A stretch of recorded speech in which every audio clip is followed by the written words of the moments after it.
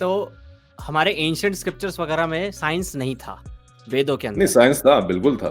अगर 10 बाबा भी हमारे देश के खड़े हो गए ना बड़े-बड़े और कह रहे हैं हम एक नेशन बनाएँगे, तो नेशन बना लेंगे एक अलग। इतना भयंकर लेवल पे फॉलोइंग है। सद्गुरु की पूरी स्पीच से डायमेंशन, एनर्जी, कॉस्मिक एनर्जी और पता नहीं ऐसे कुछ मोटे-मोटे वर्ड यूज़ करता है वो बंदा। अगर वो निकाल दो ना, तो आपको कुछ समझ नहीं आएगा। आपको लगेगा ये क्या बातें कर रहा है। हमारा ये टारगेट है इंडिया का एक सुपर पावर बनने का 2047 तक। हमें वो डेवलप्ड कंट्री का स्टेटस चाहिए। तो आपको लगता है कि हम उस राह पे हैं ऑलरेडी? उन्होंने कहा था कि वो इंडिया के फेवर में आर्गुमेंट दे रहे थे, तो उन्होंने कहा था India is a giant, India is an elephant, it will move slowly. आप अगर कोशिश करोगे इंडिया को तेज तेज भगाने की, देन वही हालत होगी जो मोदी में हुआ था कि एक एक घंटे में बिल पास हो रहे हैं, 2 घंटे में फार्म लॉस पास हो गए, 3 घंटे में न्याय संहिता पास हो गई नए वाली। जो आपने बी रैशनल वाला जो इंस्टाग्राम पेज है, वो आपने कब स्टार्ट किया और क्यों स्टार्ट किया? वेल स्टार्ट तो आई थिंक इसी साल के फेब में मैंने बनाया था, करीबन 18-19 फेब को। और क्यों स्टार्ट किया, टू बी ऑनेस्ट कि इंस्टाग्राम में कुछ ज़्यादा इस तरह की रील्स मुझे दिखने लगी थी कि जो कुछ सूडो साइंस या फिर रिलीजियस डॉगमेटिक बातें करती थी। और क्या was kind of fed up कि यार ये तो ज़्यादा ही हो रहा है थोड़ा। सो आउट ऑफ फ्रस्ट्रेशन ये चैनल बनाया। सो फरवरी में बनाया था चैनल। उसके बाद सोचता रहा कि क्या कंटेंट अपलोड करूं। फरवरी निकल गया, मार्च निकल गया। पहले उस टाइम इंडिया में भी था मैं। फिर आई थिंक मार्च में मैंने 2-4 वीडियोस बनानी शुरू करी कि चलो इस टॉपिक पे वीडियो बनाते हैं, इस टॉपिक पे बनाते हैं। 2-4 कुछ रील्स मैंने सेव करके रखी थी। और पहले की जो वीडियोस है मेरी प्रोफाइल में वो कुछ 2.5 या 3 मिनट की होती थी, क्योंकि मुझे नहीं पता था कि भाई रील्स 1.5 मिनट की होनी चाहिए तभी इंस्टाग्राम पुश करेगा उनको आगे।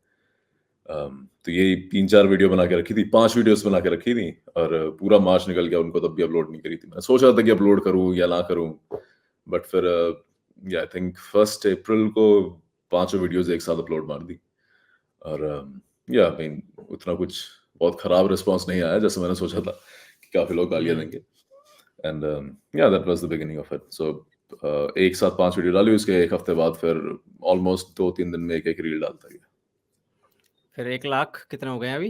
1,16,000 के आसपास मैंने देखा था लास्ट टाइम हाँ, अभी हो फॉलोवर। गए हैं हाँ, 1 लाख से एक। ऊपर तो है ना? हाँ, 1 लाख से हाँ, ऊपर तो है। या और वो भी आपके सबसे कम पोस्ट में अगर देखा जाए तो मतलब आपने ज़्यादा पोस्ट भी नहीं किए हैं, लाइक 30 से भी कम है आपके पोस्ट, है ना? जितना मैंने देखा है। 30-33 के हाँ, आसपास। हाँ। हाँ। तो आप यूट्यूब पे क्यों नहीं आए? लाइक इंस्टाग्राम पे तो ठीक है। मैंने इंस्टाग्राम पे देखा है कि आ गए हैं, बहुत सारे लोग आ गए हैं जो डिबंक करते हैं, बट यूट्यूब पे बहुत कमी है इन चीज़ों की, हिंदी में खास करके। यूट्यूब में पहले तो मैंने सोचा ही नहीं था कि यूट्यूब पे भी डालूं। एक ही जगह सोचा हुआ था डालने का। उसके बाद जब अभी हो गई हैं थोड़ी बहुत रील्स इंस्टाग्राम पे, तब लगा कि हाँ चलो यूट्यूब पे देखते हैं। कुछ लोगों ने भी कहा, दोस्तों ने भी कहा कि यूट्यूब पे भी डाल ले। बट यूट्यूब का ये है कि उसमें करीब कुछ 1 मिनट की वीडियोस जाती हैं सिर्फ, जो शॉर्ट्स होती हैं। और हुँ, फिर उसको अलग से एडिट करना पड़ता, 30 सेकंड का और कंटेंट हटाना पड़ता। वो सोचूंगा फिर कहाँ से हटाऊं। तो फिर मैंने इतनी टेंशन ली नहीं। अपना भैया 9 to 5 की जॉब है, शाम को फिर मैं रील बनाने बैठता हूँ। तो मैंने कहा चलो एक ही जगह डाल रहे हैं, बाद में कभी अगर ऐसा हुआ कि हाँ चलो कंटेंट ज्यादा ही फेमस हो रहा है तो डाल देंगे दूसरी जगह भी। बट हाँ, हुँ। बेसिकली या ऐसा दिमाग में कोई प्लान ही नहीं है अभी यूट्यूब में कुछ डालने का। But I would suggest you कि आप ना करो, क्योंकि मैंने देखा है जितना अभी तक मैं हूँ मतलब इन दोनों प्लेटफ़ॉर्म्स पे, इंस्टाग्राम पे भरमार हम्म, है।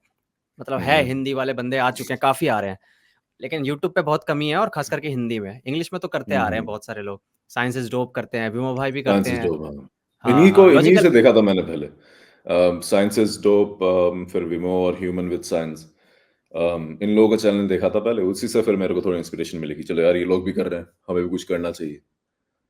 हुँ। तो जो ह्यूमन विद साइंस है, उनके साथ आपने काम-वाम किया हुआ है क्या? मतलब उनके कभी लाइव वगैरह पे आए हो आप? हम्म, हम्म। ये मैंने सुना था लॉजिकल आई एम भैया के जो पॉडकास्ट है उनसे। तो मतलब किस नाम से आते थे? मैंने कभी देखा नहीं क्योंकि बहुत सारे लाइव देखे हैं मैंने। नहीं, शेखर नाम से ही आता था मैं। यूजुअली पहले मैं एज एन ऑडियंस ज्वाइन किया था। आई थिंक जब इनकी ह्यूमन साइंस की डेथ हुई थी उसके करीबन 1 या 2 महीने पहले मैंने उनका पैनल ज्वाइन करा था, तो कुछ थोड़े बहुत डिबेट्स के लिए। बस या उतनी बातचीत थी। अच्छा। मतलब ह्यूमन विद साइंस जो थे भैया, अ, आपका क्या ख़्याल है मतलब कैसे थे वो? मतलब तो नहीं रहे, बहुत दुःख हुआ यार मतलब जब मैंने सुना था हम्म, अरविंद भैया के द्वारा। तो उनसे कितनी मुलाकात हुई है आपकी? मतलब मुलाकात मतलब ऑनलाइन मुलाकात ही हुई होगी, तो जितनी मुलाकात हुई है, उसके हिसाब से आपको कैसा लगा? मतलब कैसे थे वो? तो ऐसा रहता है कि अगर आपको कोई सेम विचार वाला बंदा मिलता है, तो कितने भी टाइम बाद मिले, ऐसा लगता है कि वो हमेशा से ही आपके साथ थे। बिल्कुल। अम, तो या यही पॉइंट था उनके साथ भी। एंड ऑफ कोर्स जब न्यूज़ मिली थी तो किसी को भी यकीन नहीं हुआ था। मुझे भी लग रहा था कि फेक न्यूज़ है, ये है, वो है, बिकॉज़ वो भी काफ़ी फेमस बंदा है थे यूट्यूब पे। हुँ, बट या मैंने अलग-अलग जगहों से कन्फर्म करा, दीपक को पूछा, दीपक बोथे को, फिर अर्पित भाई को पूछा, एंड या देन इट वाज़ कन्फर्म्ड। फिर वो उनकी शोक सभा वगैरह रखी गई यूट्यूब पे। बट या जानते तो नहीं थे काफ़ी टाइम से, बट या काइंड ऑफ फेल्ट लाइक कि है लंबा रिश्ता। हुँ। मैं अपना बताऊँ तो मैं उनको देखता तो नहीं था मतलब उनके जो लाइव वगैरह आते थे, बट उनका नाम सुना हुँ, हुआ था हुँ। कि हाँ, ये ऐसे डिबंकिंग वगैरह करते हैं और जो भी ये सूडो साइंस और अंधविश्वास है इंटरनेट पे, उसके ऊपर हुँ, हुँ। बातचीत होती है और काफ़ी लंबी डिबेट्स होती है। तो जब चले गए तब मैंने बहुत सारे लाइव देखे उनके। तब लगा कि हुँ, यार ये हुँ। बहुत अच्छे इंसान थे। मतलब मैं तो जैसे आपने बोला ना कि मैं out of frustration I started this channel, this hmm, hmm, page, hmm, hmm. Instagram page. उनकी आवाज़ में 1% फ्रस्ट्रेशन मुझे कहीं नहीं दिखती थी कभी भी। ऐसा लगता वो था तो कि है। मतलब बहुत शांत तरीके से, बहुत प्यार से बुलाते थे कि अगर आपको डिबेट भी मुझसे करनी है, लाइव में बोलते थे कि आइए आप आराम से बैठिए, हमारे साथ चाय पीजिए, उससे बात कीजिए। तो उनसे ये हुँ, चीज़ सीखने को मिली मेरे को कि यार चाहे कितना भी आपको फ्रस्ट्रेशन हो रहा हो उस वक़्त, उस सामने वाले बंदे की बात सुनकर, अपने आप को काम रख कर ना आप बात कर सकते हो सिर्फ़ मुद्दे के ऊपर, ऑफ़ इंटेलेक्चुअल कोर्स लेवल के ऊपर, ना कि पर्सनल लेवल पे उस इंसान को अटैक करके, उसको ऑफेंड करके कुछ मज़ा हुँ, मिले। हुँ। करते हैं ना कई बार हम ऑफेंड कर देते हैं प्लेज़र के बिल्कुल, लिए। बिल्कुल। इंटेलेक्चुअल लेवल पे आकर आप बात करिए, बातों-बातों में आइडियोलॉजी को लड़ाइए, ना कि इंसान-इंसान हुँ, से हुँ। लड़ाइए। तो वो बात मैंने सीखी उनसे। एथिस्ट हो नहीं, आप? जो लोग उल्टा जवाब देते तो उनको फिर उल्टा जवाब भी मिलता था। ये बचपन से मतलब घर पे ऐसा माहौल रहा कि एथिस्ट रहो या फिर कुछ बाद में हुआ कि भाई हाँ यार, ये सब ढकोसलेबाज़ी है, ये सब चीज़ें जो आस-पास चल रही है मेरे?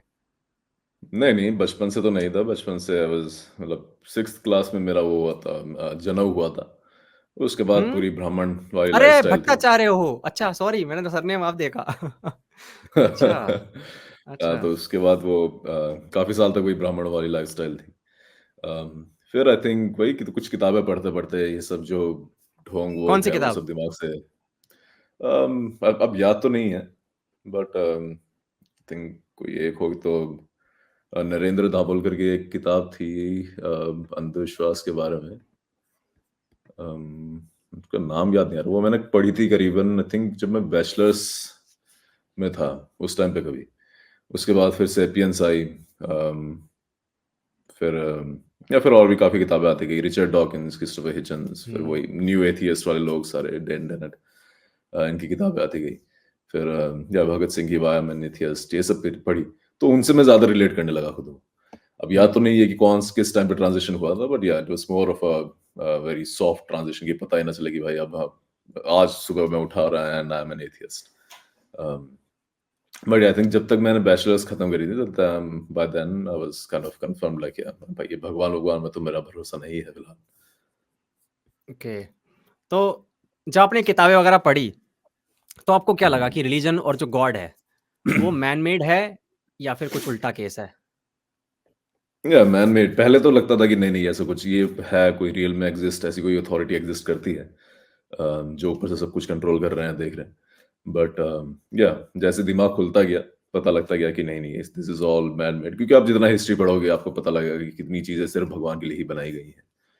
कितनी कहानियाँ सिर्फ़ इसी वज़ह से गढ़ी गई हैं ताकि हम भरोसा करें भगवान पे, या भगवान के एग्ज़िस्टेंस पे। अम, सो या आई थिंक करीबन 3-4 साल बाद आई वाज़ काइंड ऑफ श्योर कि भाई हाँ, ये सब सिर्फ़ कहानियाँ ही, मनगढ़ंत कहानियाँ ही गढ़ी गई हैं। और उसके बाद फिर ये बिलीफ और स्ट्रॉन्ग होता चला गया धीरे-धीरे।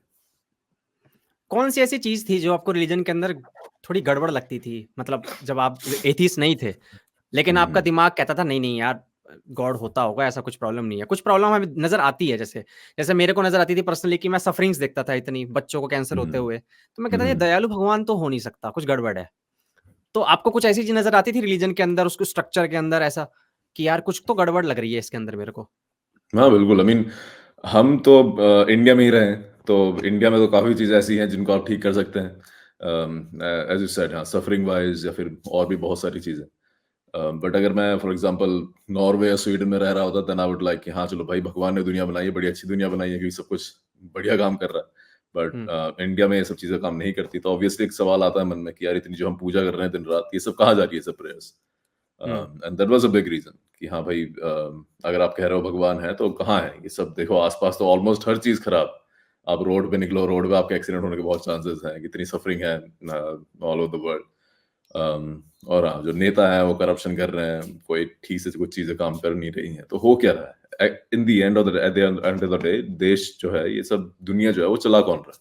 Because it's not going good, it's clearly not going good. So या this was a big reason कि ये मानने का, it was a big evidence कि हाँ चलो कोई भगवान तो, ऐसा कोई ओमनिशिएंट बीइंग तो नहीं है आसमान में जो सब कुछ देख रहा है, सब कुछ कंट्रोल कर रहा है, इट्स जस्ट अस। तो जब जब ये चीज़ आती है कि यार ठीक है, गॉड हो सकता है ना हो, रिलीजन वगैरह जो है ये सब मैन मेड है। तो कुछ क्वेश्चन्स होते हैं, उनके आंसर जो रिलीजन दे रहा होता है, अब आपको खुद ढूँढने होते हैं। फॉर एग्ज़ाम्पल जब आप एथीस्ट बन रहे थे, तब आपके दिमाग में ये तो आया होगा कि यार 1 मिनट, एक क्वेश्चन है, भगवान नहीं है तो हमें किसने बनाया? यूनिवर्स कैसे आया? इस सब के आंसर कौन देगा? साइंस अभी पहुँच रहा है, मतलब वहाँ पे साइंस पहुँचा भी नहीं है।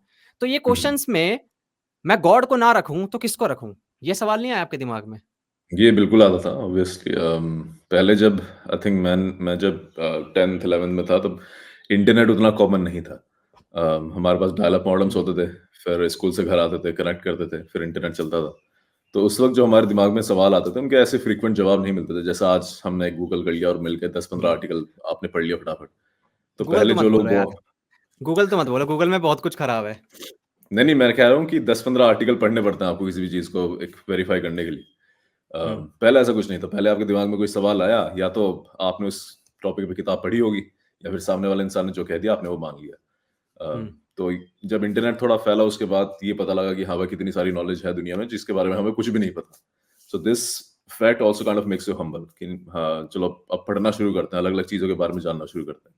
तो जिस भी चीज़ के बारे में थोड़ा इंटरेस्ट लगता था कि हाँ, चलो एवोल्यूशन समझना है तो डॉकिंस की कोई किताब उठा ली, या फिर हिस्ट्री के बारे में समझना है तो फिर थोड़ा सेपियंस उठा लिया या कुछ और उठा लिया, गुहा की किताबें उठा ली 2-4। फिर वही पढ़ते-पढ़ते थोड़ा दिमाग खुलने लगा।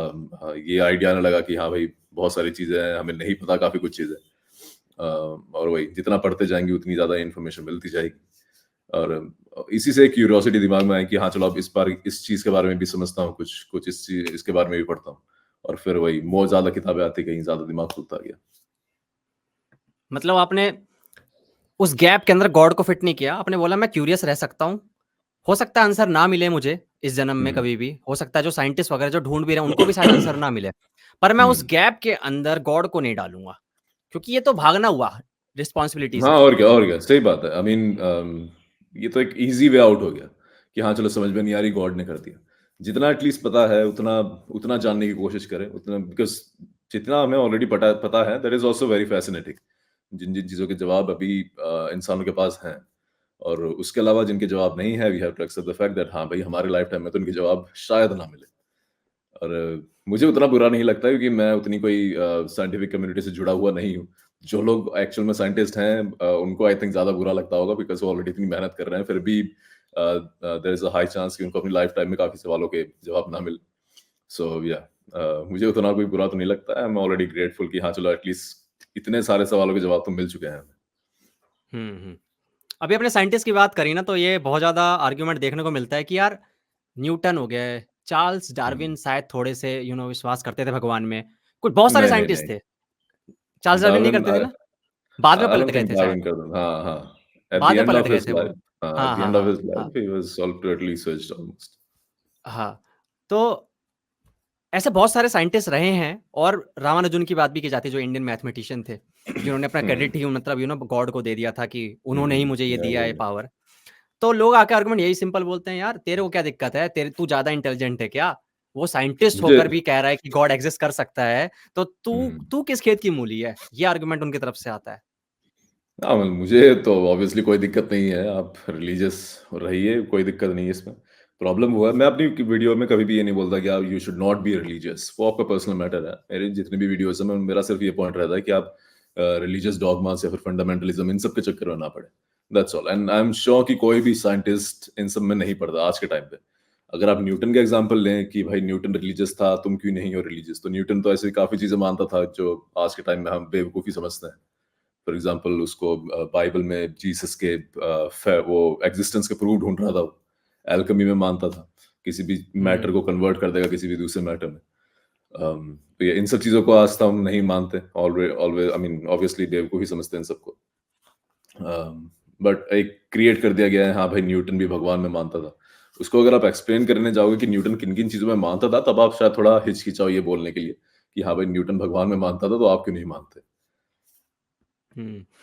हम उनसे इंसान होने का दर्जा छीन लेते हैं। हम ये भूल जाते हैं कि we all are fundamentally irrational being. कि यार हमारा एक पार्ट ऐसा है जो कि रैशनल रहेगा। जैसे आप आपका चैनल का नाम, पेज का नाम है बी रैशनल, पर मुझे लगता है इस दुनिया में कोई भी रैशनल बीइंग है 100%। हम सिलेक्टिवली नहीं। रैशनल होते हैं, हम सिलेक्टिवली रैशनल होते हैं। हम कुछ चीजों के प्रति रैशनल होते हैं, कुछ चीजों के प्रति इररेशनल हो सकते हैं। हो सकता है आप, ठीक है, भगवान में ना मानते हो, एक एग्जांपल दे रहा हूं, हो सकता है भगवान में ना मानते हो लेकिन आप परियों में विश्वास करते हो कि एक परी रहती है वहां। हो सकता है, मतलब एग्जांपल दे रहा हूं, ये मैं ये कह रहा हूं कि आप विश्वास करते हो, पर बहुत सारी चीजों को लेकर ना आप इररेशनल हो सकते हैं।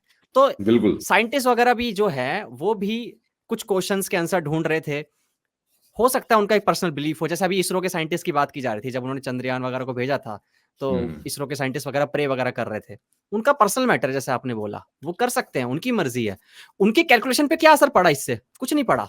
अगर उनकी कैलकुलेशन गलत होती तो चाहे प्रेयर में कितना भी दम हो, कैलकुलेशन अगर खराब होती तो सक्सेसफुल नहीं हो पाता मिशन, है एग्जैक्टली। ना? या दैट्स जो एक यही आंसर देता हूँ, लेकिन बोलो बोलो। एक कोपिंग मैकेनिज्म टाइप का समझ लीजिए आप, कि आपको बस एक थोड़ा सा एक सपोर्ट चाहिए, एक होप चाहिए कि हाँ भाई जितनी मैंने मेहनत करी है उसका एक क्या बोलूँगी, एक फल मिले। कोई ऊपर बैठा है जो कि बैलेंस आउट कर देगा ये सारी चीज़ें। बट इसरो में as long as you are not involving religion in your calculations as you said, it's fine. But अगर आप रॉकेट सक्सेसफुली लॉन्च के बाद स्टेज में जाके ये कह देते हो एज़ इसरो चीफ कि भाई ये सारा ज्ञान हमारे वेदों में पहले से था, सो आई थिंक वो थोड़ा प्रॉब्लमेटिक हो जाता है।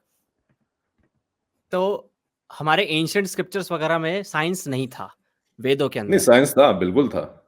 नहीं, उन वेद और जिन लोगों उपनिषदों ने में अभी आपने बोला। नहीं, जो उस टाइम के लोगों ने जितना भी कुछ लिख दिया, वो उनके हिसाब से there was science, that was their understanding of the world. कि जैसे कि कुछ जैसे एग्जांपल कि दो। आप ऋग्वेद ही पढ़ना शुरू करेंगे तो ऋग्वेद के शुरुआती हाइम्स में ही इंद्र से प्रार्थनाएं करी जा रही हैं कि हम आपको सोमरस देंगे, आप ये बारिश कर दीजिए, हमें गाय दे दीजिए या फिर बैल बकरी दे दीजिए। सो या that was there understanding of the world कि भाई शायद ऐसा करने से ही हमें ये सब मिले। जो आपकी आज के टाइम के हिसाब से हमें पता है कि सही नहीं है। हमें पता है कि बारिश क्यों होती है, लाइटनिंग वगैरह क्यों होती है। सो अंडरस्टैंडिंग आपके पिछले 2 या 2500 साल जितने भी पुराने माने जाते हैं वेद, उसमें काफ़ी बदल चुकी है। उस टाइम के हिसाब से साइंस उनमें लिखी गई थी उन किताबों में। जो अगर वेदों को हटा भी दें तो जो बाकी के महर्षि थे हमारे पनिनी वगैरह, पिंगलिनी, फिर कणाद वगैरह, इन्होंने अपने हिसाब से अपने-अपने फिलॉसफीज़ लिखी थी, अपने-अपने विचार रखे थे। बट आज ये कह देना कि आज की जो हमारी साइंस है वो एकदम एग्जैक्ट मैच करती है उससे जो 2500 साल पहले इन लोगों ने लिखी थी, आई थिंक वो थोड़ा गलत हो जाएगा, बिकॉज़ इट डज़न्ट। पहले के लोगों ने अगर फॉर एग्जांपल कहा कहते हैं कि कणाद ने एटॉमिक थ्योरी दी थी। सो ऐसा कुछ ये नहीं है कि कणाद ने पूरा हमारा एटम का स्ट्रक्चर बना के दे दिया था।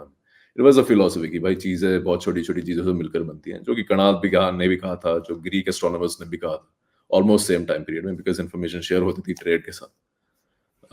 तो उनके हिसाब से उस टाइम के हिसाब से वो साइंस थी, which I don't have a problem with, because humans were inherently curious. हमेशा से हम क्यूरियस रहे हैं अलग-अलग चीज़ों को लेके। तो उस टाइम के भी लोग क्यूरियस रहे होंगे, उन्होंने अपने विचार रखे थे। बट हम क्या करते हैं कि अपने धर्म को जस्टिफाई करने के लिए, इसकी महानता को जस्टिफाई करने के लिए ये कह देते हैं कि हाँ भाई, हमें तो हर चीज़ के बारे में पहले से ही पता था। लेट इट बी विमान, रॉकेट्स वगैरह, क्वांटम फिज़िक्स और मॉलिक्यूलर बायोलॉजी, हर चीज़ के बारे में पहले से पता था, जो कि सही नहीं है। हमें वेस्ट जब तक वैलिडेट नहीं कर देगा तब तक हमें सुकून नहीं मिलेगा, चैन नहीं मिलेगा। ये कहाँ से आती है ये फीलिंग? ये तो मुझे नहीं पता कहाँ से आती है, क्योंकि ऐसा तो नहीं है हर बार अ, ऐसा तो नहीं कि जो ब्रिटिश आए थे, उन लोगों ने हमें अनसिविलाइज़ कहा था, मुगलों ने हम पे राज हुँ, किया था, तो हम लोगों को हमेशा ये फीलिंग देती गई है कि दिया गई है, मतलब हमेशा ये हम पे थोपा गया है कि तुम इन्फीरियर हो, तुम लोग अनसिविलाइज़्ड हो। और उसके बाद अब जब हम लोग ग्रो कर रहे हैं, हम बढ़ रहे हैं आगे। हम्म। तो हम लोग बताना चाहते हैं कि देखो जो हमारा पास्ट रहा है ना, उसमें बहुत सारा खजाना भरा पड़ा हुआ है। हम लोग इंफीरियर नहीं थे, हम अनसिविलाइज्ड नहीं थे। ये एक रीज़न हो सकता है? मतलब मैं ऐसे ही बोल कुड रहा बी, हूँ बस। Could be. आई मीन मुझे लगता है कि आज के टाइम में क्योंकि हमारी जो प्रेज़ेंट प्रॉब्लम्स हैं, उसको अगर हम वेस्ट से कंपेयर करने चलें तो एक बहुत ज़्यादा गैप देखने को मिलता है हमें। अगर हम अपने इंडिया की जीडीपी पर कैपिटा की बात करें और वेस्टर्न कंट्रीज़ की जीडीपी पर कैपिटा की बात करें, तो almost India is almost a poor nation उस एस्पेक्ट में।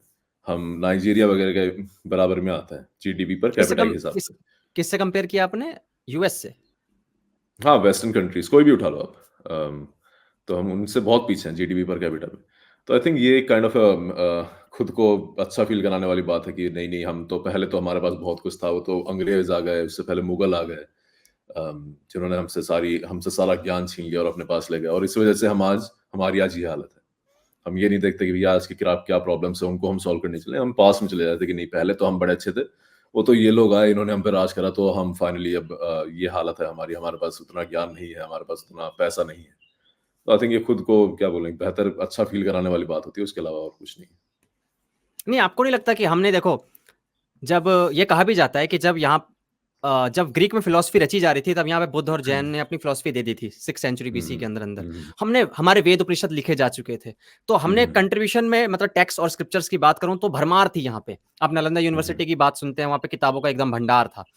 तो हुँ, ऐसा नहीं है कि हमारा कंट्रीब्यूशन तो हमारा रहा है ना, मतलब ठीक है, हुँ, आप बिल्कुल। उसको ये नहीं कह सकते, ठीक है, आप गलत सही को छोड़िए, पर क्या हमारा कंट्रीब्यूशन नहीं रहा है इस फिलॉसफी के अंदर, मैथमेटिक्स के अंदर, एस्ट्रोनॉमी के अंदर, मेडिसिन्स नहीं, के अंदर? बिल्कुल रहा है, बिल्कुल रहा है। बट आजकल क्या करते हैं हम इसी कंट्रीब्यूशन को इतना ज़्यादा एक्ज़ैजरेट कर देते हैं कि जो जिन लोगों ने एक्चुअल में कंट्रीब्यूशन करा है, उनको ऑलमोस्ट एक मज़ाक बना दिया जाता है।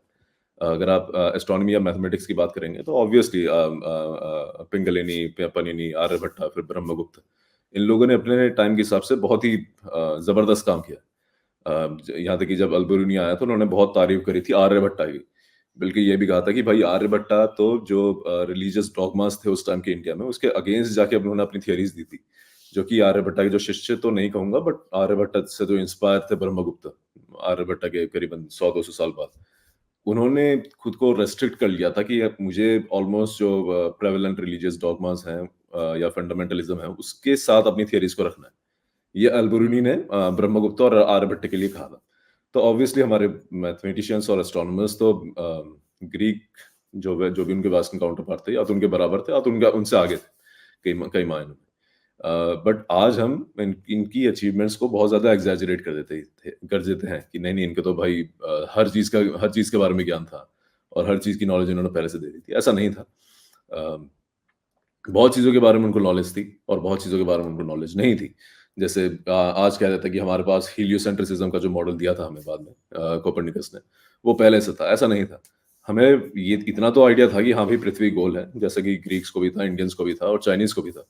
बट हमको फिर भी यही लगता था कि भाई पृथ्वी दुनिया के ब्रह्मांड के सेंटर में ही है और वहीं से हमारा नवग्रह का कॉन्सेप्ट निकला था कि सूरज, चाँद ये सब हमारे चक्कर लगाते हैं और टोटल 9 ग्रह हैं, उसमें राहु, केतु को भी जोड़ दिया। बट या इवेंचुअली ये बात बाद में क्लियर हुई कि नहीं, पृथ्वी सेंटर में नहीं है, सूरज सेंटर में है। बट उससे पहले सबका ऑलमोस्ट हर सिविलाइजेशन के एस्ट्रोनॉमर्स का यही मानना था कि नहीं, पृथ्वी सेंटर में है और बाकी सारी चीज़ें हमारे आस-पास घूमती हैं। आर्यभट्ट को नहीं लगता था? आर्यभट्ट तो बोलते थे ना कि सूरज जो है वो बीच में है और फिर धरती उसके चक्कर लगा रही है। मेरे हिसाब से आर्यभट्ट ने बोला है। आर्यभट्ट का हीलियोसेंट्रिसिज्म का मॉडल पता नहीं, उसके बारे में तो मैंने पढ़ा नहीं है। आप अगर अभी गूगल पे हो तो सर्च कर सकते हो। कुछ लोगों का मानना है आई थिंक कि कुछ लोगों का मानना है कि आर्यभट्टा के या calculations were representation of a heliocentric model. Hmm. कुछ लोग टॉलेमी को भी कहते हैं कि टॉलेमी की भी हीलियोसेंट्रिक थियरी थी। हुँ। कंट्रीब्यूशन सबके रहे हैं यहाँ पे, बिल्कुल, बिल्कुल। हुँ। वो तो मतलब ये बात तो न्यूटन ने भी कहा था कि at the end of the day I am also standing on the shoulder of giants. हाँ, तो आर्यभट्ट ने मतलब ये है चांसेस कि आर्यभट्ट ने भी वो मॉडल दिया था हुँ, हीलियोसेंट्रिक वाला। हुँ, हुँ। तो मेरा नेक्स्ट क्वेश्चन ये है कि जैसे हम कहते हैं क्रिस्टोफर हिचेंस की एक बुक है God is not great hmm, how religion poisons everything. जहाँ पे उन्होंने बताया हुआ है कि रिलीजन में कुछ भी अच्छा नहीं है। मतलब कुछ भी हुँ, अच्छा नहीं मानते। क्या उसकी कोई पॉजिटिव साइड नहीं है रिलीजन की? जैसे कि मैं कुछ पॉजिटिव चीज़ देखता हूँ। मतलब जो कम है मैं मानता हूँ, बट है क्या, उसको मतलब उसको इग्नोर नहीं करना। जैसे कि एक सेंस ऑफ होप देता है यार, सेंस ऑफ पर्पस देता है जो रिलीजन पर्सनल लेवल पे। हुँ, बहुत सारे लोग चैरिटी वगैरह जो डोनेशंस वगैरह करते हैं पूरे वर्ल्ड के अंदर, हुँ, वो भी सिर्फ भगवान के नाम पे कर लेते हैं कि यार चलो पुण्य मिल जाएगा, थोड़े पाप किए हैं वो धुल जाएंगे थोड़े। उनको डर हुँ। रहता है कि यार बहुत गलत काम कर लिए, थोड़ा अच्छा काम कर लेते हैं। भले ही डर के कर रहे हैं, बट कर रहे हैं भगवान के नाम पे। बहुत जगह आप देखते हो कि हमारे में तो इंडिया में तो लंगर और भंडारे चलते हैं। हुँ, ऐसा बहुत कम देखा है मैंने, बाकी होता होगा किसी और रिलीजन के अंदर, बट हमारे इंडिया के अंदर मैंने देखा है लंगर भंडारे चलते रहते हैं, भूखे वगैरह को खिलाया जाता है। किसी के साथ कोई यहाँ भेदभाव नहीं किया जाता, तब लंगर और भंडारे हमारे खिलाए जाते हैं तो। तो ये सब कुछ पॉजिटिव साइड जब मैं देखता हूँ, तो आपको नहीं लगता कि यार रिलीजन इतना भी बुरा नहीं है? देखिए क्रिस्टोफर हिचन्स ने जो कहा था कि रिलीजन में कुछ भी अच्छा नहीं है, वो इस पर्सपेक्टिव से कहा था कि अगर कुछ अच्छी चीज़ें हैं रिलीजन में तो उसके सामने हज़ार बुरी चीज़ें भी खड़ी हैं। अ, तो जितनी भी अच्छी चीज़ें हैं उन पे हाँ, आप कह सकते हो कि हाँ, हमारा रिलीजन हमें डोनेट करना सिखाता है, बट ऐसी और भी बहुत चीज़ें हैं जो आपका रिलीजन सिखाता है व्हिच आर आज के टाइम के हिसाब से हॉरिबल इन नेचर। हुँ, तो एक जो अगर आप एक घड़ा लोगे, एक तराजू लोगे तो उसमें अगर अच्छी चीज़ें हैं तो बुरी चीज़ों का वेट ज़्यादा रहेगा। और ये किसी भी रिलीजन में इस्लाम, क्रिश्चियनिटी या फिर हिंदुइज़्म किसी भी रिलीजन में सेम चीज़ है। और यही पॉइंट था क्रिस्टोफर हिचन्स का कि अगर समाज को अच्छा बनाता है तो समाज को एक बहुत ही फंडामेंटलिस्टिक एक बहुत ही नैरो विज़न भी देता है, वो उसका काम भी रिलीजन ही करता है। क्योंकि अगर आप भगवान में मान रहे हैं कि हाँ, चलो ये मेरा प्राइवेट मैटर है बट आप कह रहे हैं कि मुझे थोड़ी ज़रूरत है एक ऐसे कॉस्मिक बीइंग की जो सब कुछ कंट्रोल करे। बिकॉज़ दुनिया अनप्रेडिक्टेबल है, हमें नहीं पता कि कब क्या होने वाला है। सो इट्स वेरी क्या बोलूँ कि ह्यूमन नेचर कि हम एक एक तरह से कोपिंग मैकेनिज़्म की तरह इसको यूज़ करें कि हाँ भाई द कांसेप्ट ऑफ गॉड।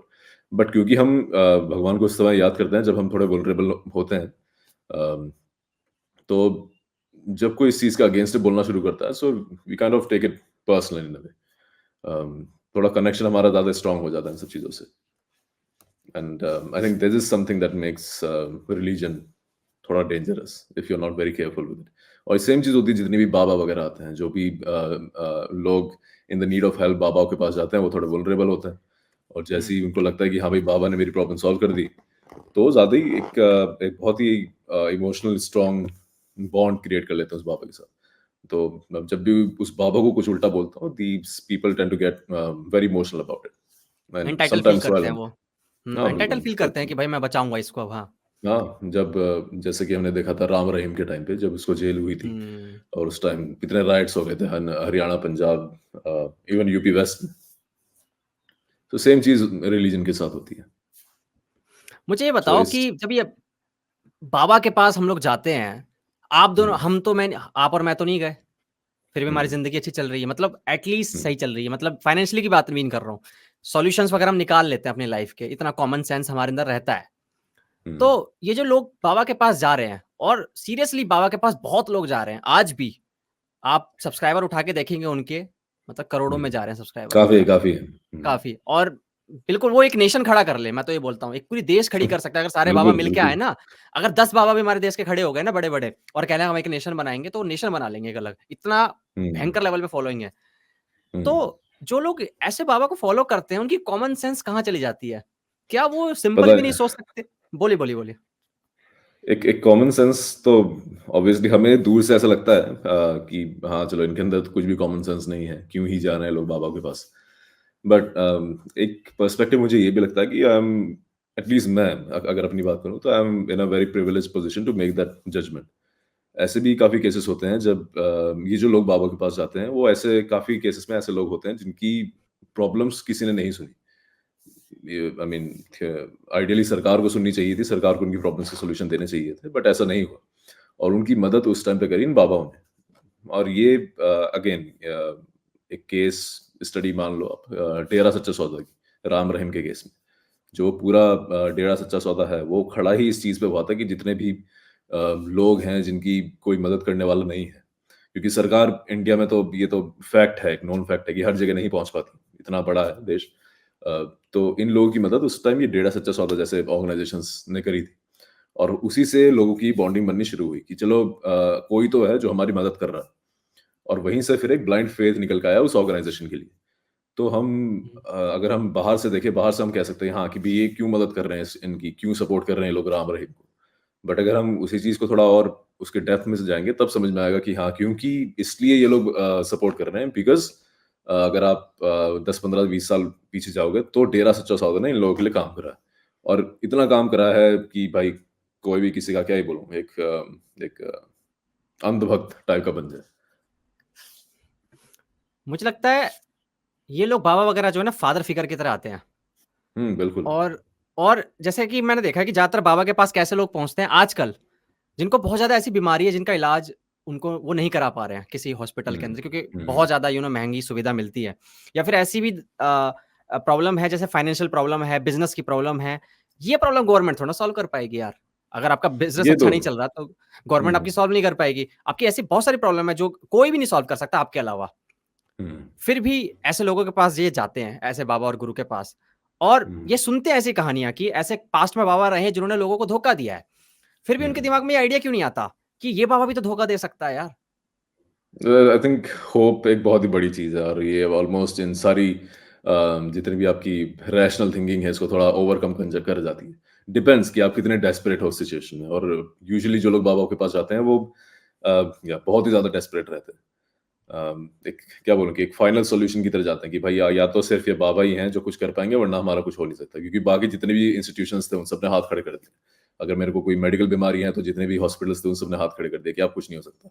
फिर वो लोग बाबा के पास जाते हैं। बाबा देयर आर आल्सो शर्लाटन्स, वो क्या करते हैं कि देखते हैं कि भाई जो बंदा आ रहा है उसकी क्या बोलूँ कि समाज में जेब औकात में। क्या है, अहमियत क्या है, हुँ, जेब में कितना पैसा है। हुँ, और फिर उसके हिसाब से उसको क्या बोलूँ कि अपने रिसोर्सेज दिए जाते हैं। बाबा देते हैं कि भाई देखो इस बंदे का ये काम निपटाओ, ताकि समाज में और एक मैसेज जाए कि हाँ देखो इस ये बाबा के पास आया था, इसका काम निपट गया। तो फिर उसके चलते 10 लोग 20 लोग और आएँगे, फिर उन 10-20 में से 3-4 का काम निपटा देंगे तो उनसे फिर 10-20 लोग और आएँगे। तो काम ऐसा नहीं कि हर बंदा का काम निपट जाता है। 10 लोग आएँगे तो उनमें से मेबी 3 का काम निपटा दे बाबा अपने रिसोर्सेज का यूज़ करके, बट उससे जो मैसेज जाता है सोसाइटी में, दैट इज़ मोर इम्पोर्टेंट। जो मार्केटिंग होती है बाबा की final. So that is more important for their own business. आपको नहीं लगता है एजुकेशन एक बहुत बड़ा रोल है इसके अंदर? क्योंकि मैं देखता हूँ जेन ज़ी जो आज का है जनरेशन, Hmm. ये बहुत ज़्यादा समझ पा रहा है कि ये जो बाबा है, Hmm. इसकी बात का कोई सेंस नहीं बन रहा है, इसका कोई सर-पैर नहीं है। आप मोस्टली Hmm. भीड़ देखना, जब भी आप किसी ऐसे गुरु, बाबा की फॉलोइंग देखेंगे, मोस्टली वो वाली जनरेशन है, हमारे मम्मी-पापा वाली जनरेशन है। बिल्कुल, बिल्कुल। मतलब जो जो अब ना मिड लाइफ क्राइसिस में है, या फिर अब जिन्हें अपनी बेटी या बच्चों की शादी-वादी करनी है, वो उस फेज़ के अंदर है जहाँ लाइफ बहुत ज़्यादा उथल-पुथल हो रही है। वो और हुँ, एजुकेशन के मामले में भी वो वाली जो सोच होती है ना, क्या कहते हैं कि मॉडर्न सोच लेके, जैसे हम लोग तो हमें पता है सुपरस्टिशन क्या होता है। हमें पता है कि भैया हुँ, सोलर एक्लिप्स में खाना जो होता है वो खराब नहीं होता। नहीं, आपको पता होगा कि खाना नहीं हुँ। खाते हैं ग्रहण के वक़्त, अगर आप उस वहाँ से आते हैं तो। हाँ, मेरे घर में तो ऐसा है कि मम्मी खाने नहीं देती। मम्मी कहती है नहीं ग्रहण है, अभी तुलसी कुछ खाना-पीना नहीं है। हाँ, तुलसी डाल तुलसी देती के है हर पत्ते। चीज़ के अंदर। हाँ, हाँ, हाँ, हाँ। तो हम उस जनरेशन, तो ये सारी जनरेशन जो ये वाली जनरेशन है ना, जिसको एजुकेशन, मैं नहीं कहूँगा कि एजुकेशन तो मिली, बट वो उस लेवल पे नहीं मिली कि ये ऐसे लोगों को समझ सके, उनके पीछे की जो उनकी जो शैडो, उनकी डार्क साइड है उन बाबा की, वो देख सके। तो हुँ, आपको लगता है एजुकेशन एक बहुत बड़ा रोल निभाता है इस मामले में? बिल्कुल। हम ऐसे बाबा के पीछे और भाग पड़ते हैं। सिर्फ़ सिर्फ़ एजुकेशन ही नहीं, आई मीन सिर्फ़ फॉर्मल एजुकेशन भी नहीं, बट एक नज़रिया होता है पूरी दुनिया को लेके। आज की जेन ज़ी के साथ क्या है कि भाई बिकॉज़ इंटरनेट इतना ज़्यादा कॉमन हो गया है, और तो दुनिया बहुत ज़्यादा क्या बोलूँ कि क्लोज़ फ़ील होती है, इंटरकनेक्टेड। तो वो आस-पास देखते हैं कि भाई इस यहाँ पे क्या हो रहा है, इस देश में क्या हो रहा है, वहाँ पे क्या हो रहा है, एंड तो ये पाखंड वगैरह बहुत जल्दी पकड़ लेते हैं लोग कि नहीं, नहीं ये हुँ, तो आप एक बिल्कुल ही अलग ही बात कर रहे हैं। तो जो फॉर्मल एजुकेशन है वो इन सब चीज़ों को कवर नहीं करती, क्योंकि फॉर्मल एजुकेशन पहले भी मिलती थी। जो लोग एजुकेटेड हैं, अच्छे खासे पढ़े लिखे हैं, वो भी इन बाबाओं के पास जाते हैं। आप देखेंगे जो क्या नाम है इसका, सत्य साई था एक, उसके पास भी काफ़ी पढ़े लिखे लोग जाते थे। इवन सचिन वगैरह भी जाते थे वहाँ उसके पास। जो डेरा सच्चा राम रहीम जो है इसके पास, विराट कोहली वगैरह और भी बहुत बहुत सारे लोग जाते थे। तो ऐसा नहीं है, फॉर्मल एजुकेशन वाले लोग भी इनमें बिलीव करते हैं। बट एक जो अंडरस्टैंडिंग है दुनिया की, वो आई थिंक बेटर हो रही है जेन ज़ी के टाइम में, because they are more connected with the rest of the world. हम क्या था, हम जब बड़े हो रहे थे, हमारे पास जो हमारे गली में जो लोग थे, वो जिस तरह की बातें करते थे वही हमारे दिमाग में रहती थी। बट आज के टाइम में इंटरनेट इतना ज़्यादा कॉमन हो गया है, इसका थोड़ा ये भी बोलूँगा, हाँ, सोशल मीडिया बहुत ज़्यादा कॉमन हो गया। ऑलमोस्ट एक सेम कॉन्शियस बन गई है पूरे जनरेशन की all over the globe. So I think that also plays a very big role uh, uh, इन सब बाबा वाबा का बिजनेस बंद करने के लिए। But I mean they are also evolving. तो बाबा भी अब उतनी डॉगमेटिक बातें नहीं करते। ऑफ कोर्स कभी-कभी बीच-बीच में डाल देते हैं। For example Sadhguru is a great example of that. जो कि आज उस तरह की बातें नहीं करते जो कि आसाराम टाइप लोग क्या करते थे आज से 20 साल पहले। So they are more going towards spirituality, एक नया डोज देने लगे हैं वो लोग लोगों को। सो दे आर आल्सो इवॉल्विंग, लोग भी इवॉल्व कर रहे हैं, देखो हू विन्स एट द एंड। एक वक्त था जब मैं सुबह उठता था और एक ना प्रोग्राम चल रहा होता था टीवी पे, इसमें एक बाबा था, उसका नाम मैं भूल रहा हूँ, वो कहता था, एक कोई प्रॉब्लम आके बताता तो कहता था, तो आप समोसे के साथ हरी चटनी खाइए। हाँ, मैंने हाँ, हाँ, हाँ, ऐसे सॉल्यूशन आते थे। कोई तो नाम था भूल रहा कि हूँ शायद। आपके आपके घर में हाँ, फ्रिज इस कंपनी का है, उसको उल्टा दूसरी हाँ, कंपनी का लेके आइए। तो बड़ा फनी था वो, सही बात है। वो अब आपने बोला ना कि जैसे बाबा इवॉल्व हो रहे हैं, अब ये बाबा कैसे बन गए हैं, जो ये मोटे-मोटे साइंटिफिक वर्ड यूज़ करते हैं। साइंटिफिक वर्ड भी नहीं बोलूँगा, सूडो साइंटिफिक वर्ड यूज़ करते हैं। सूडो फॉर साइंटिफिक है। एग्ज़ाम्पल, आप सद्गुरु की पूरी स्पीच से डायमेंशन, एनर्जी, कॉस्मिक एनर्जी और पता नहीं ऐसे कुछ मोटे-मोटे वर्ड यूज़ करता है वो बंदा। हुँ, अगर वो निकाल दो ना, तो आपको कुछ समझ नहीं आएगा। आपको लगेगा ये क्या बातें कर रहा है। लेकिन वहाँ पे उनको डालना पड़ता है।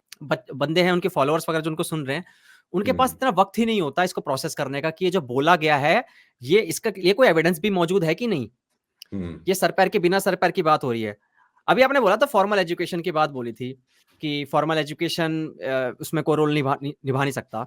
लेकिन हम दोनों कैसे फिर यू नो मतलब ऐसे बन गए, रैशनल बन गए? क्यों बन गए? नहीं, हमारे में फॉर्मल एजुकेशन रोल निभाता है, but it's not all that matters. आपके आस-पास की कम्युनिटी किस तरह है, आप किस तरह का क्या बोलूँ, आज के लैंग्वेज में किस तरह का कंटेंट कंज्यूम करते हैं, that also hmm, makes a difference.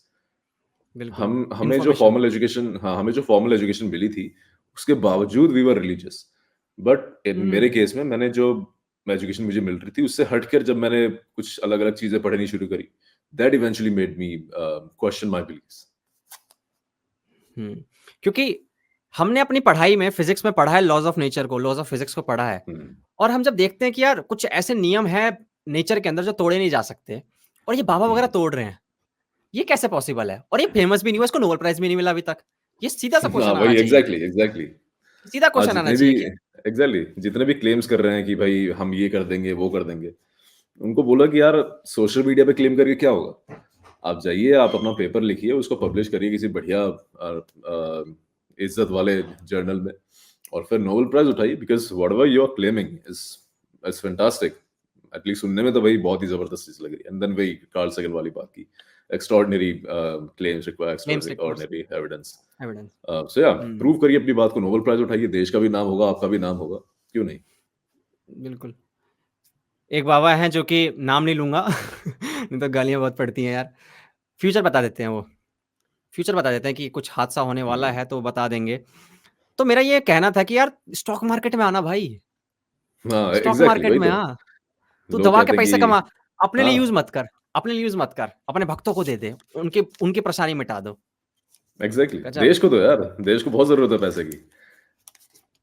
और यही मैं कहता हूँ कि यही सिंपल कॉमन सेंस, यही सवाल आपको खुद से पूछने हैं। आपको हुँ, नहीं जानने की ज़रूरत है लॉज़ ऑफ फिज़िक्स। इतनी केमिस्ट्री, बायोलॉजी पढ़ने की ज़रूरत नहीं है। सिंपल ये सवाल क्यों नहीं पूछा आपने दिमाग में कि भैया बाबा अगर जैसे वो पीके वाली मूवी में था कि अगर हवा में हुँ, सोना निकाल देते हैं तो देश की गरीबी क्यों नहीं मिटा देते बाबा? देखा था और अगर क्या पीके एग्ज़ैक्टली। मूवी देखी हो तो? हाँ, हाँ, हुँ, वही पॉइंट है कि अगर आपको सब कुछ पता है, अगर आप हाथ देख के किस्मत बता देते हो इंसान की, तो भाई चूज़ करो यार, क्रिकेट टीम चूज़ करो आप। आप फुटबॉल टीम चूज़ करो, हमारी फुटबॉल टीम कितनी पीछे है। ड्रीम इलेवन पे टीम बना ले यार। हाँ। और क्या। पूरी कंपनी बैंकरप्ट कर दोगे आप तो, एक ही दिन में। बिल्कुल। अभी कुछ नाव-वाव बना रहे हो क्या आप? नहीं, अब नहीं, कागज़ कुछ की नहीं आवाज़ आ सोचा रही अभी। थी आपके। ये 2000 इतनी कुछ बोरिंग बहुत बातें हो इन्वेस्ट रही है, करना "है यार नाव बना लेता हूँ, ये साले ने बोर कर दिया सुबह-सुबह यार 10 अरे बजे नहीं, नहीं उठा भाई। दिया इसने, नींद खराब करी है साले देख लूँगा तेरे को।" अरे नहीं भाई। हाँ, तो नेक्स्ट क्वेश्चन मेरा ये आ रहा है कि मान के चलो हमने रिलीजन को इक्वेशन से निकाल देते हैं हम, ठीक है? कुछ लोग बोलते हैं हुँ, ये कुछ लोगों का कहना है, भीड़ का कहना है कि मान लो हुँ, हम रिलीजन को इक्वेशन से निकाल देते हैं, तो मोरालिटी कहाँ जाएगी? कौन हुँ, बताएगा सही गलत? और मुझे थोड़ा हुँ, बताने देना, जैसे कि चलिए ठीक है, मर्डर क्यों नहीं करना चाहिए सबको पता है भैया, क्योंकि अगर मैंने बता दिया कि चलो भाई सब मर्डर करते हैं, तो मैं भी तो अनसेफ फ़ील करूँगा कि कल को शेखर भैया आके मेरे को मार देंगे। तो मैं कहता हुँ, नहीं, नहीं भाई अब मर्डर-वर्डर नहीं करेंगे यार, अपना शांति से प्यार से रहते हैं। बट कुछ हुँ, ऐसी चीज़ें हैं जहाँ पर जैसे कि एबॉर्शन, अब हुँ, एबॉर्शन सही है या गलत? ये कौन डिसाइड करेगा? पॉलीगैमी सही है कि नहीं, ये कौन डिसाइड करेगा? तो यहाँ पे तो रिलीजन आके कहता है अबॉर्शन नहीं करना चाहिए भैया, सिन है, पॉलीगैमी मत करो, ठीक है? ये सारी चीज़ों को जो ये रिलीजन अब तक बताता आ रहा था कि सही गलत, अब कौन बताएगा जब रिलीजन इक्वेशन में नहीं रहेगा तो? ये बहुत बड़ा सवाल उठ के आता है। नहीं, पहली बात तो किसी भी रिलीजन का मॉरल स्टांस क्लियर नहीं है। अगर अगर आप कह रहे हो कि मेरा धर्म कहता है कि हिंदुइज्म का एग्जांपल लेते हैं, अगर हिंदुइज्म कहता है कि नहीं नहीं मर्डर गलत है, तो भाई हिंदुइज्म में ऐसी काफी कहानियां हैं जहाँ पे मर्डर करके ही अपनी बात प्रूव करी गई। आप परशुराम की कहानी ले लीजिए, आप महाभारत ले लीजिए, हुँ। तो इन सब में इवेंचुअली क्या हुआ, इवेंचुअली सामने वाले का संहार किया गया। क्या बोलूं, इन कोर्ट्स धर्म को एस्टेब्लिश करने के लिए, जो भी उनकी कहानी के हिसाब से धर्म था। लेकिन पॉलीगेमी वायलेंस तो उठा हर जगह है लीजिए। भैया, वायलेंस तो हर जगह हुआ है, हर रिलीजन में हुआ है। पॉइंट वही है, वायलेंस हर जगह हो रहा है, तो आप ये क्लेम नहीं कर सकते कि आपका जो मोरालिटी है वो रिलीजन से आ रही है। बिकॉज अगर आप एक चीज दिखाएंगे कि हमारे रिलीजन में ये मोरालिटी अच्छी, मतलब ये बड़ी अच्छी मॉरल बात कही गई है, तो दो चीजें ऐसी भी हैं जो कि बहुत ही क्या बोलो रिग्रेसिव है आज के टाइम के हिसाब से। आप कास्टिज्म में किस तरह की घटिया हरकतें होती थी इंडिया में, आज भी होती हैं, बल्कि पानी नहीं पीने दिया जाता था एक सेम जगह से, मंदिर में नहीं आने दिया जाता था, टच भी नहीं कर सकते थे, परछाई भी नहीं पड़ सकती थी नीची जात वालों की ऊंची जात पे। तो इस तरह की चीजों को आप कहाँ रखेंगे अपने मॉरल क्राइटेरिया में, जो आप कह रहे हैं कि मॉरल मोरालिटी हमें धर्म से मिलती है, इन सब चीजों को कहाँ फिट करेंगे उसमें?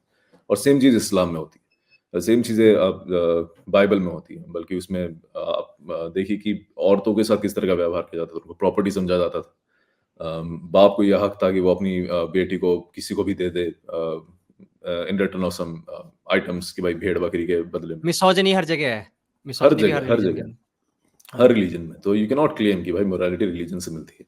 मोरालिटी हमें सोसाइटी से मिलती है, जैसे भी हम इवॉल्व हुए थे। मैक्स प्लैंक इंस्टीट्यूट का बड़ा अच्छा पेपर था, जिसमें उन्होंने पूरी एक टाइमलाइन बना रखी थी, करीबन आई थिंक 5 लाख या फिर 5 या 3 लाख साल की पूरी एक टाइमलाइन है। तो वो लोग बताते हैं कि जब हमने साथ में मिलकर हंटिंग करनी शुरू करी, तो हमारे दिमाग में एक ख्याल तब आना शुरू हुआ कि भाई वी बिफोर मी की कहानी, कि हुँ, मैं, मेरे से इम्पोर्टेंट मेरी टीम है। बिकॉज क्योंकि हम लोग साथ में हंट कर रहे हैं, अगर मेरी टीम को खाना नहीं मिलेगा, then we will definitely perish. अगर मेरे को हुँ, कुछ हो जाए तो may be the team will eventually get by, उनको खाना मिल जाएगा। बट ये बहुत जरूरी है कि टीम को सक्सेस मिलनी चाहिए। तो वहां से टीम वर्क वाला कॉन्सेप्ट हमारे दिमाग में आया, फिर वही टीम वर्क हम फिर हंटर गैदरर से फार्मर्स बने, तो वो चीज़ सोसाइटी में कन्वर्ट हुई कि सोसाइटी एस्टैब्लिश होनी चाहिए, सोसाइटी पेरिश नहीं होनी चाहिए। तो फिर उसके हिसाब से हमने रूल्स बनाने शुरू करे। Morality is nothing but some certain criteria that we have built for ourselves for our own survival. आज क्या हो रहा है कि आज हम देख रहे हैं कि हमारी morality transcends our need of survival. हम जानवरों के हुँ। बारे में केयर कर रहे हैं, हम अलग अलग चीजों के बारे में केयर कर रहे हैं। It's kind of transcending our instinct of survival, and which is fascinating. Because अगर आप रिलीजन के हिसाब से चलेंगे तो many of the religions does not teach this. I mean there are Buddhism, Jainism, जो बताते हैं कि आपको हर चीज के साथ नॉन वायलेंस करना है, हर चीज के साथ अच्छे से रहना है। बट या देयर आर, वो भी एग्जिस्ट करती हैं ऑब्वियसली, एंड या it's very very thing of proud करने वाली बात है कि ये these philosophies came from India. But yeah, you cannot certainly claim कि भाई मोरालिटी जो है आपको रिलीजन से मिलती है, इट्स नॉट। जैसी सोसाइटी है उसके हिसाब से मोरालिटी है वहाँ की। वही क्रिस्टोफर हिचन्स ने भी बोला था एक अपने किसी डिबेट के अंदर कि केस उल्टा है, रिलीजन से मोरालिटी नहीं मिलती, हमसे मोरालिटी लेता है रिलीजन। एग्जैक्टली जो हुँ, धर्म जहाँ पे बन रहा है उसके हिसाब से उस धर्म में मोरालिटी लिखी गई। जब बुद्धिज्म था तब बुद्धिज्म, जब मॉडर्न एम्पायर के टाइम में बुद्धिज्म फैला हुआ था, तो जो भी मोरालिटी थी वो सब बुद्धिज्म में थी।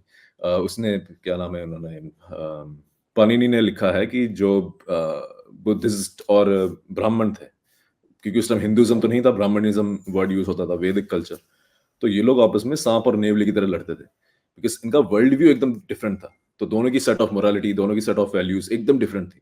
बुद्धिज्म सबको बराबर मानता था, ब्राह्मण कैटेगरी में डिवाइड करते थे, चार जो उनकी मेन कैटेगरी है। अ, तो वही है कि ये जो कहाँ भी कहाँ मिलेगा ये? अगर किसी को पढ़ना हो इसके बारे में जानना हो कि ये कैसे कास्ट सिस्टम बना और तो कोई है आपके दिमाग में कोई किताब?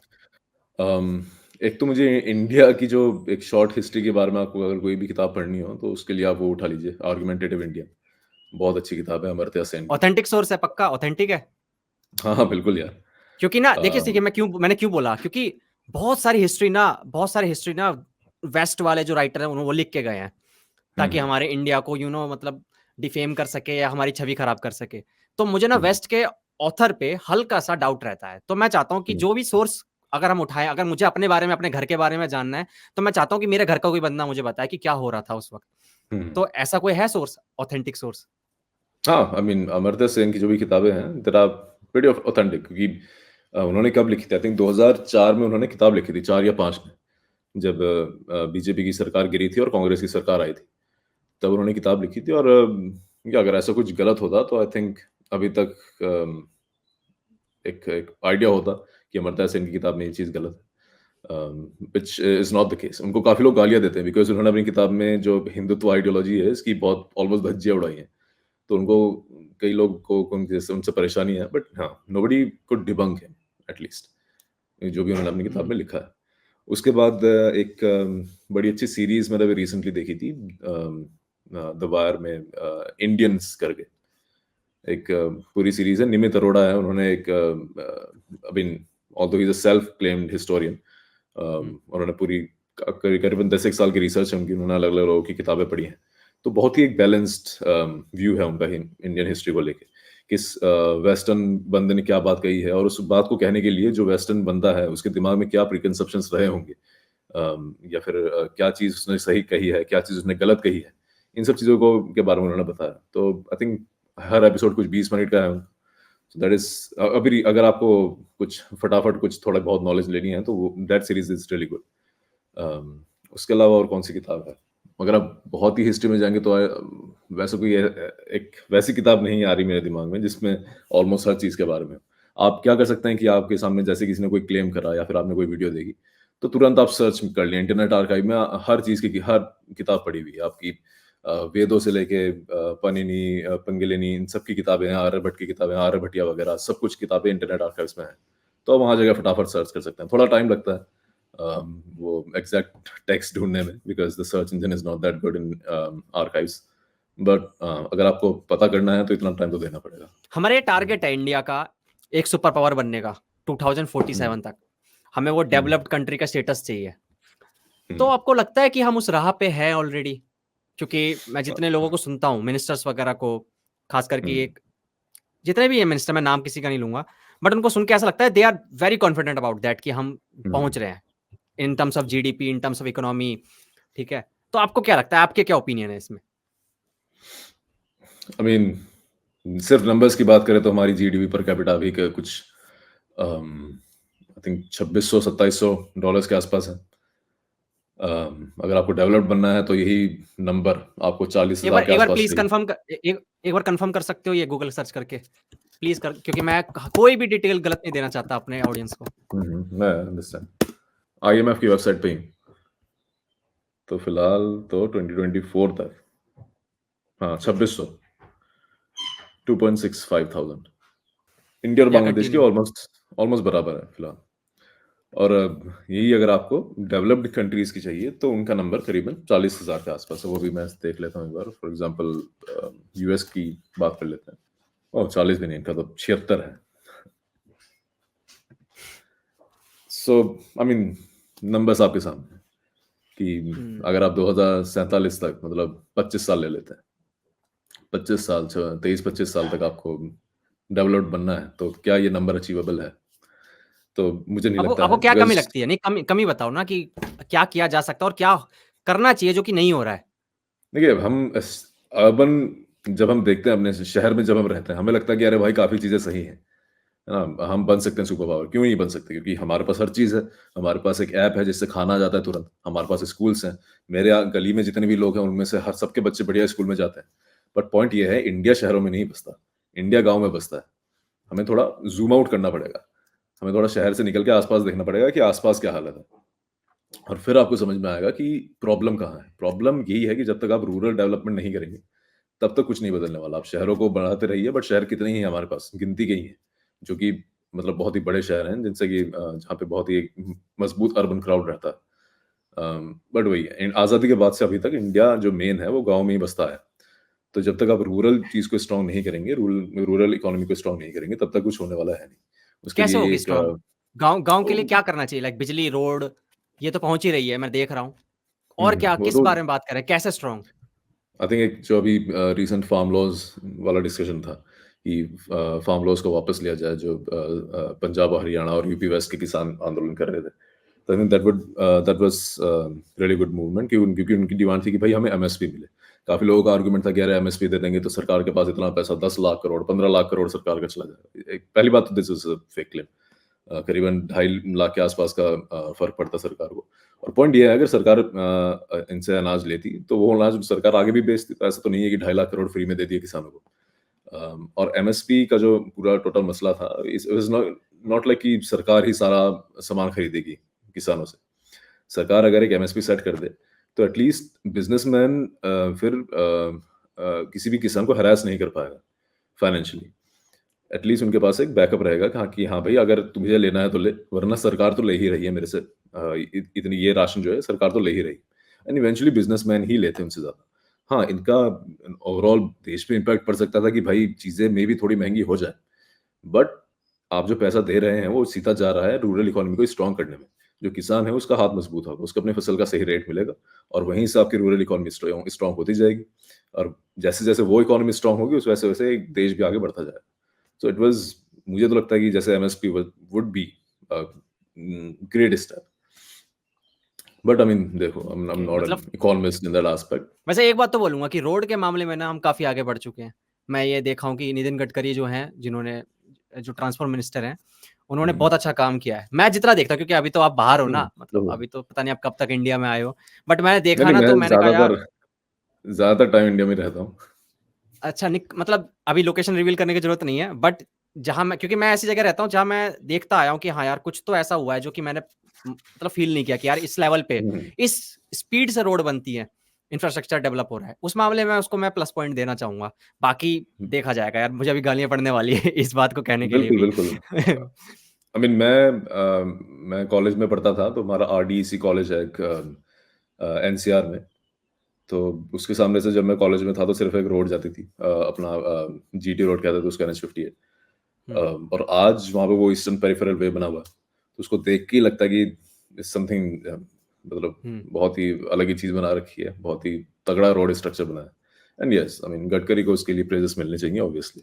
बिल्कुल। लेकिन एक प्रॉब्लम तो रहती है कि हमारे इंडिया में क्या, बारिश अगर थोड़ी भी हो जाए तो रोड पे इतना पानी जमा हो जाता है, आप देखते हैं फोटोज आती हैं, मतलब घुटनों तक पानी आ जाता है कि गाड़ी बंद हो जाती है, ये सब वगैरह हो जाता है। तो ये प्रॉब्लम सॉल्व करना थोड़ा जरूरी है अगर आप रोड बना रहे हैं उस तरीके से, तो कि पानी निकल जाए उस हिसाब से। ये तो एक क्या बोलूं, एक मजाक ही बना रखा है एटलीस्ट बीएमसी का, जो कि बहुत ही इनफेमस है इस चीज में, कि आप देश की सबसे अमीर म्यूनिसिपैलिटी है। आपका साल का, मुंबई की ना, बॉम्बे बॉम्बे की हाँ, बात कर रहे हैं ना आप? हाँ बॉम्बे हाँ हाँ। बॉम्बे की। तो आपका साल का बजट ही कुछ पता नहीं, बड़ा। The BMC, India's richest civic body, presented a 59,954 crore budget for the year 2024-2025. और ये So खर्च कहाँ almost होता 60 है? ये खर्च वही कहाँ पॉइंट होता है, है? ऑलमोस्ट 60,000 करोड़ का इनका बजट है। और सेम प्रॉब्लम्स चली आ रही हैं 20-30 साल से। ही थोड़ी बारिश होती है पानी भर जाता है, आप एक तरफ से ब्रिज ला रहे हो, दूसरी साइड से वो कनेक्ट नहीं हो पा रहा है। तो कहाँ जा रहा है यार ये पैसा? तो कॉमन मैन सवाल क्यों नहीं उठाता इन सब चीजों के ऊपर? आप नहीं बैंगलोर में उठाते हैं, देखोगे, बिल्कुल उठाते हैं। बैंगलोर की ट्रैफिक की क्या हालत है, बंदा लेट हो जाता है, कोई प्रेग्नेंट औरत है वो रो रही है, चिल्ला रही है गाड़ी में बैठे कि जगह दे दो भाई, मुझे डिलीवरी कर जाना है। भाई वो तो एक औरत ही जानती है कैसा दर्द होता है उस माहौल के अंदर। उस कॉमन मैन के दिमाग में ये आता क्यों नहीं है कि यार मैं वोट देने जा रहा हूं, तो मैं इन सवालों को, ये जो मुद्दे हैं ये कहाँ चले जाते हैं? जब मैं, भाई मेरी रोड सही नहीं है, मेरे रोड में गड्ढे हैं, पानी जमा हो जाता है, ट्रैफिक जमा हो जाता है, इतनी कॉमन छोटी छोटी प्रॉब्लम्स है, ये कहाँ चले जाते हैं मुद्दे उस वक्त, इलेक्शन के वक्त? नहीं नहीं, मुद्दे ऑब्वियसली रहते हैं। ऑफ कोर्स कुछ लोग इन मुद्दों के नाम पे वोट देते हैं, कुछ लोग नहीं देते, बट मुद्दे तो रहते हैं। काफी लोग होते हैं जो इनके नाम पे वोट देते हैं। एंड आई थिंक कि लोगों का भी दिमाग अब खुलता जा रहा है, जो कि हमने लास्ट इलेक्शन में भी देखा कि people are shifting towards the idea of development. ये धर्म वरम की राजनीति से थोड़ा अलग हटके काफी लोग अब बाहर आ रहे हैं सब चीजों से। सो मैं तो ये तो नहीं बोलूंगा कि किसी के दिमाग में सब नहीं रहता। It's all obviously there. लोग सोचते हैं सब चीजों के बारे में कि भाई फ्यूचर क्या होने वाला है हमारा, specially in these cities, urban cities like Bangalore and Mumbai. But I think change is slow, वही कह सकते हैं जब इतनी ज्यादा पॉपुलेशन हो देश की। So things will eventually move slow. एक उसने क्या नाम है, आकाश बनर्जी, वो अभी कहाँ गए थे, एक ऑक्सफोर्ड में जो डिबेट होती है वहाँ पे गए थे, तो उन्होंने कहा था देखा कि था मैंने, देखा था मैंने, हाँ। उन्होंने कहा था कि वो इंडिया के फेवर में आर्गुमेंट दे रहे थे, तो उन्होंने कहा था India is a giant, India is an elephant, it will move slowly. आप अगर कोशिश करोगे इंडिया को तेज तेज भगाने की, देन वही हालत होगी जो मोदी में हुआ था कि एक एक घंटे में बिल पास हो रहे हैं, 2 घंटे में फार्म लॉस पास हो गए, 3 घंटे में न्याय संहिता पास हो गई नए वाली, जो कि सही नहीं है। इतना बड़ा देश है, इतने डाइवर्स लोग हैं, things tend to move slowly. But at least ये फायदा मिलता है कि जब आप सबके ओपिनियन ले लेते हो, then there is a kind of a national consensus on things. तो कोई इतने बड़े प्रोटेस्ट देखने को नहीं मिलता आपको, जितना जैसे कि आपको सीए में मिला, आपको फार्म लॉस पे मिला। वो तो डिमोनेटाइजेशन में प्रोटेस्ट करने का स्कोप ही नहीं छोड़ा गया, तो उसमें प्रोटेस्ट हुई नहीं कुछ। बट अगर चांस होता लोगों के पास तो उसमें भी प्रोटेस्ट होता है, आई थिंक। क्या कभी ऐसा वक्त आएगा जब रिलीजन, कास्ट और पॉलिटिक्स अलग हो जाएगी? आई मीन कॉन्स्टिट्यूशन फ्रेम करते टाइम अंबेडकर साहब का तो यही था, क्योंकि ये तो कह रहा जो हूँ, पर आइडिया अब है, कभी हाँ, लिखा तो है, ऑन पेपर है, ऑन पेपर सब कुछ है, बट अप्लाई कब तक होगा? आई मीन उसका तो आई डोंट थिंक किसी के पास भी कोई जवाब है, क्योंकि उसके लिए लोगों को समझना पड़ेगा पहले। आप नेताओं से हर चीज एक्सपेक्ट नहीं कर सकते। नेता को तो वोट चाहिए, तो उनका प्राइमरी गोल है वोट लेना, क्योंकि जिनको एक्चुअल में देश के लिए जो भला सोचते थे, वो तो देश की पहली जनरेशन ऑफ पॉलिटिशियंस थी, पहली या दूसरी, और उसके साथ वो लोग चले गए। उसके बाद जितने भी लोग आए इंदिरा गांधी के टाइम से, इंदिरा गांधी और उनके साथ के जितने भी लोग थे, वो सिर्फ पावर के लिए उन्होंने अपनी पॉलिटिक्स करी कि भाई हमें पावर में रहना है। उनका देश को लेके आए, इट ऑलमोस्ट फेल्ट लाइक कि देश के लिए जो अच्छा है, that was a secondary goal for, primary goal कि हमें पावर में रहना है। अगर इंदिरा गांधी का एग्जांपल लें कि भाई अगर उनको किसने, मैं उनका नाम भूल गया, जिन्होंने उनके खिलाफ केस डाला था, जिसकी वजह से उनको डिस्क्वालीफाई कर दिया गया था इलेक्शन से, एंड इवेंचुअली इमरजेंसी लाई गई देश में ताकि वो पीएम बनी रहे। तो वहीं से हम देख रहे हैं कि एक लस्ट फॉर पावर शुरू हो जाता है देश की पॉलिटिक्स में, और वही फिर कंटिन्यू रहता है। उसके बाद इसी सेम तरह की पॉलिटिक्स राजीव गांधी भी करते हैं, अपीसमेंट पॉलिटिक्स, पावर में बने रहने के लिए। उसके बाद सेम तरह की पॉलिटिक्स बीजेपी आती है पावर में 10 साल बाद, राजीव गांधी की, वो भी सेम चीज करती है, और आज भी सेम चीज हो रही है। आज बस फर्क इतना है, पहले माइनॉरिटी अपीसमेंट होती थी, आज मेजोरिटी अपीसमेंट हो रही है। एंड माइनॉरिटी अपीसमेंट भी फेल हो गई थी, बीजेपी की गवर्नमेंट आ गई थी, और अब धीरे धीरे दिख रहा है कि जो मेजोरिटी अपीसमेंट है वो भी फेल होती जा रही है, क्योंकि इस बार हमने देखा कि बीजेपी से मेजोरिटी छीन ली गई है। सो या I think I am hopeful कि आने वाले एटलीस्ट 10-15 साल में जो जेनजी है, और जेनजी से तो काफी होप है मुझे, तो मे बी जब तक वो अभी लोग तो वो पावर रील्स में बना आए। रही है, अभी तो वो रील्स बना अभी रही तो है और ड्रीम इलेवन पे टीम बना रही है। हाँ। अभी तो रील्स बना रही है, बट लोग भी काफी मजाक उड़ाते हैं जेनजी का, हम लोग भी देखते हैं। बट ये या देखते आई हैं। एम होपफुल, जितनी नॉलेज हमें थी दुनिया के बारे में, उससे एटलीस्ट कहीं ज्यादा नॉलेज उनको है इस उम्र में, I think, regarding everything, religion हो या पॉलिटिक्स पर बहकावे में भी जल्दी आ जाती है वो, ये ध्यान रखना। हो। ये दो धारी ये तो तलवार है, है, ये दो धारी दो धारी तलवार है। तो वो है, इंटरनेट, बिल्कुल बिल्कुल। वो फैक्ट चेक करने नहीं जाएगी, व्हाट्सएप पे देख लेगी और मान लेगी, वो बात भी है। हाँ, ये तो बिल्कुल सही बात है।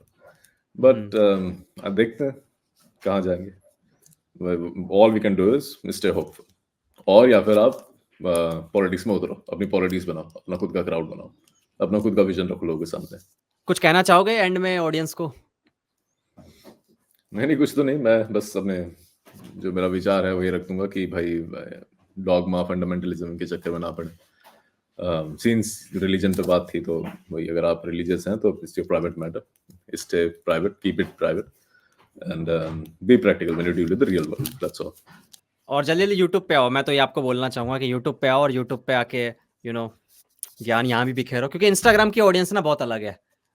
ठीक है, वो रील्स वगैरह देखती है, लेकिन यहाँ यूट्यूब पे ग्रो करोगे तो एक लॉन्ग फॉर्म कंटेंट आप बनाओगे तो लोगों को ज़्यादा समझ में आएगा कि वो कैसे, आप जो सूडो साइंस स्पॉट कर लेते हो वो खुद कैसे कर सकते हैं, उनको कैसे खुद वो डिबंक कर सकते हैं, कि उनके दिमाग में आए, उनके बत्ती जल जाए, गड़बड़ है इसमें कुछ, ये रॉन्ग नंबर है। मेरा रील्स में जाने का मेन पॉइंट ये था कि जो लॉन्ग फॉर्म कंटेंट होता है, उसमें से हमने मान लीजिए देखेगी भाई 15-25 मिनट की वीडियो देखी, तो उसमें काफी चीजें होती हैं जो वीडियो के बाद हमारे दिमाग से निकल जाती, याद नहीं रहती। हम्म।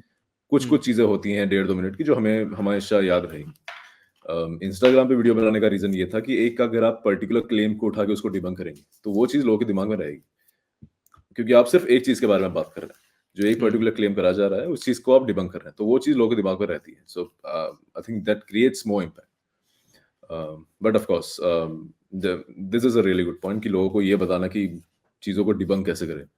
तो उसके लिए मैं ये कहूँगा कि फिलहाल तक जो है एज़ लॉन्ग एज़ कोई वीडियो नहीं बना रहा मैं, कि हमने बचपन से स्कूल में काफ़ी सी चीज़ें पढ़ी हैं, हिस्ट्री को लेके, पॉलिटिक्स को लेके, साइंस को लेके। तो जब भी आपके सामने कोई भी बंदा कुछ इस तरह की तो और इन सब टॉपिक्स के बारे में हमारे दिमाग में कुछ-कुछ पॉइंट्स हैं। हमें सब कुछ नहीं पता, बट कुछ-कुछ चीज़ें तो पता हैं। तो अगर कोई भी सामने वाला ऐसी बातें कर रहा है जो इन पॉइंट्स को कनेक्ट नहीं करती आपस में, जो भी हमें पता है बचपन से, उन चीज़ों के एकदम ही कॉन्ट्राडिक्टरी में जाती है। तो ऐसा नहीं है कि आप डिसबिलीव कर दें उस बात को। वहाँ पे आपको थोड़ा सतर्क हो जाना है कि जो भी बंदा सामने वाली बात में बोल रहा है, उसको थोड़ा आप टाइम लेके 10-15 मिनट थोड़ा वेरीफ़ाई कीजिए। गूगल है आपके हाथ में, 10 सेकंड में मतलब 2 सेकंड में आप फ़ोन करके खोल के वेरीफ़ाई कर सकते हैं। तो हुँ, वो करना स्टार्ट कीजिए हर चीज़ के बारे में। कोई भी कैसे भी क्लेम करे, छोटे से छोटा, तो उसकी एक आदत लग जाएगी आपको कि भाई मेरे दिमाग में जो भी मेरे न्यूरॉन्स हिट हो रहे हैं, अगर वो बहुत ही टेढ़े-मेढ़े फायर होने लगे कि भाई ये सामने वाले ने क्या ही बात कर दी, एकदम मेरा दिमाग ही हिल गया। तो उसको थोड़ा वेरीफ़ाई कर लीजिए, बिलीव करने से पहले।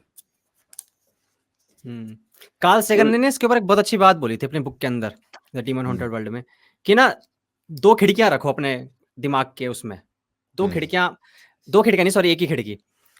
वो खिड़की खुली रहेगी हमेशा, उसमें कुछ भी आने दो। अगर कोई बोलता है एस्ट्रोलॉजी काम करती है, आने दो, कोई दिक्कत नहीं है। हुँ, दुनिया का कोई भी क्लेम आता है, कुछ भी आता है, उसको आने दो।